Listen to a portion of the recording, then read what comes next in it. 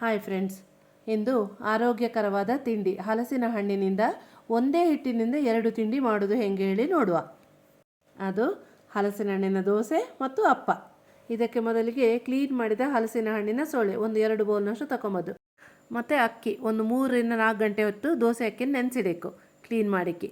ಅದಾದ ಮೇಲೆ ಒಂದು ಸ್ವಲ್ಪ ಬೆಲ್ಲ ಮತ್ತು ತೆಂಗಿನ ತುರಿ ಮತ್ತು ಉಪ್ಪು, ಇದಿಷ್ಟೇ ಇದೆ ಬೇಕಾದ್ದು. ಇದೆಲ್ಲವನ್ನು ಇನ್ನೀಗೊಂದು ಮಿಕ್ಸಿ ರುಬ್ಬಿಕೊಳ್ಳೋದು. ಅದಾದ ಮೇಲೆ ಒಂದು ಪಾತ್ರಕ್ಕೆ ಮೂವ್ ಮಾಡುವ ನಾವು. ನೀರು ಹಾಕಿ ಈ ಥರ ಕನ್ಸಿಸ್ಟೆನ್ಸಿ ಬರಬೇಕು. ಇದೀಗ ನಾವು ಬೆಲ್ಲ ಮತ್ತು ಹಲಸಿನ ಹಣ್ಣು ಹಾಕಿದ ಕಾರಣ ನಾನ್ ಸ್ಟಿಕ್ ತವ ಯೂಸ್ ಮಾಡಿದರೆ ಬೆಟರ್. ಹಿಂಗೆ ಎರೆದು ದೋಸೆ ಎರೆದು ಮೆಲ್ಲಂಗೆ ಸವರಕ್ಕಿದೆ. ಆದಷ್ಟು ಮೀಡಿಯಮ್ ಫ್ಲೇಮಲ್ಲಿ ಬೇಯಿಸಿ ಒಂದು ಮುಚ್ಚಳ ಮುಚ್ಚಿ 1-2 ನಿಮಿಷದಲ್ಲಿ ಆಯಿತು. ಇನ್ನೀಗ ಇದಕ್ಕೆ ತುಪ್ಪ ಹಾಕಬೇಕು. ತುಪ್ಪ ಹಾಕಿದ ಮೇಲೆ ಇದರ ಕೌಂಚಿ ಹಾಕಬೇಕು. 2 ಸೈಡದು ಲಾಯ್ಕ್ ಬೇಯಕ್ಕಿದೆ. ಕ್ರಿಸ್ಪಿಯಾಗಿ ಬತ್ತು. ಇದಕ್ಕೆ ಬೆಣ್ಣೆ ಅಥವಾ ಜೇನುತುಪ್ಪ ಹಾಕಿ ತಿಂಬಲೆ ಭಾರಿ ಲಾಯ್ಕ್ ಆಯ್ತು. ಈಗ ಅದೇ ಹಿಟ್ಟಿಂದ ಗುಳಿಯಪ್ಪ ಅಥವಾ ಸುಟ್ಟವು ಮಾಡೋದು ಹೆಂಗೆ ನೋಡುವ. ಮೊದಲಿಗೆ ಕಾವಲಿಗೆ ಸ್ವಲ್ಪ ತುಪ್ಪ ಹಾಕಿ ಅದಕ್ಕೆ ಒಂದೊಂದು ಗೇರು ಬೀಜ ಹಾಕಿ ಇದು ಲಾಯ್ಕ್ ಆಯ್ತು. ಆಮೇಲೆ ಹಿಟ್ಟನ್ನು ಮೆಲ್ಲಂಗೆ ಒಂದೊಂದೇ ಗುಳಿಗೆ ಹಾಕುತ್ತಾ ಬಂದರೆ ಆಗ್ತದೆ. ಇದಕ್ಕೊಂದು ಮುಚ್ಚಳ ಮುಚ್ಚಿ ಸಣ್ಣ ಉರಿಯಲ್ಲಿ ಬೇಯಿಸಬೇಕು. ಇನ್ನೀಗ ಅದಕ್ಕೆ ತುಪ್ಪ ಹಾಕಿ ಅದರ ಕೌಂಚಿ ಹಾಕುವ. ಕೌಂಚಿ 1-2 ನಿಮಿಷದಲ್ಲಿ ಬೆಂದು ರೆಡಿ ಆಗ್ತಿದ್ದ ಗುಳಿಯಪ್ಪ ರೆಡಿ ಆಯ್ತು.